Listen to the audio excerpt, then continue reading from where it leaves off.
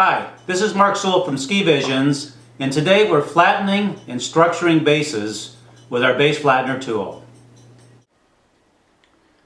Okay, let me first show you how simple this tool really is. On the top side, there are two humps, a large and a small.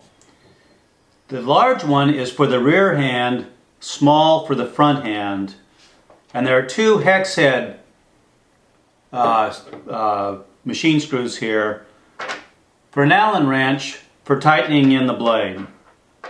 This is a push planing tool, don't pull it. So you hands like this, push it down the ski. The underside shows the blade. This is a stone blade. See how it collects P-Tex as you come down the base? Stone blade. There's a magnet here that'll pick up metal filings. And this is a pinch-in type insert where when you tighten it with the Allen heads on the top side, it tightens down here. It comes also with a steel blade, and to make the point about this tool as I see it at this point, now that we have a file-based flattener, this stone blade is for flattening the ski and setting in ski structure. This steel blade is used for finishing. This is a finishing blade, and I'll show you how in a little bit why that is and how it works as a finished blade. This stone blade is really easy to use, and it'll get you great results. This is a beginner tool when using the stone blade. Just follow three simple rules. First, keep it brushed out and clean after every pass down the ski.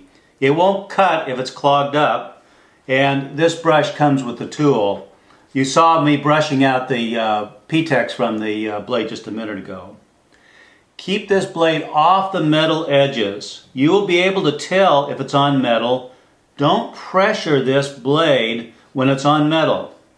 Beveled base edges will keep it off the metal edges. Third, keep it sharp and keep it dressed. You can see the video on how to maintain this stone. Use it only in the tip to tail direction. Never tail to tip. Never tail to tip. And when you draw it back, lift it up slightly on the back side. You can leave the front on the ski, but lift the back side just slightly, just off the base, set it back down, and then push forward again. And brush it out after each pass down the ski. Now, if you have wax on the base, got to use wax remover to remove that wax first. The wax will clog the stone. So to keep the stone clean means wax off the ski. Usually if you've skied the ski, you skied the wax off, but use wax remover anyway just to be sure. Now this is really important. Keep in mind the skis wear faster out here at the edges than they do in the center of the base. That may not sound logical because metal should wear better than plastic, but it is logical because you spend all your time up on your edges. And so this centered P-Tex has more wear resistance to snow than metal does. So the stone blade concentrates on removing the high P-Tex, which makes convex bases. It does not cut metal, and we don't want it to cut metal because the metal acts as stops. So you can't rock this tool on your ski base and actually end up angling the base. These are stops. Stone blade won't go past these points, and that's why it's a beginner tool. Even if you screw up, you'll just put some concavity on the ski, but you haven't hardened these edges, so that concavity is actually very easy to remove. Do you need to use a true bar with this tool? No, you don't, and we don't recommend it. And the reason why is because when you're using the stone blade, you can read a base far more accurately by the structure, the consistency of the structure the stone is putting in the base than you can with a true bar. Reading the structure on the base, you will see the high spots, you will see the low spots, you will see them with real clarity as long as you have decent light on your tuning bench. way more accurate than a true bar. You got to use a true bar with a file base flattener for different reasons. But when you use a stone blade, when I'm using a stone blade, I never touch my true bar.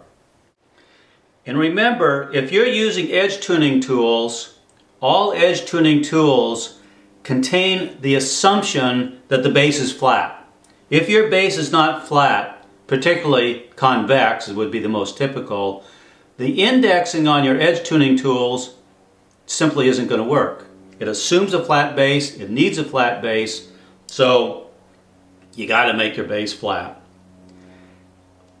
Also, if you wax, you will see this stone blade opens these pores huge, like nothing else. Far more than stone grinding, far more than any other method. It opens these pores wide. When you're waxing, when you use these stone blades, you'll see an incredible amount of absorption of wax deep into these pores. Frankly, this tool is a no-brainer with a stone blade, and it is great for beginners.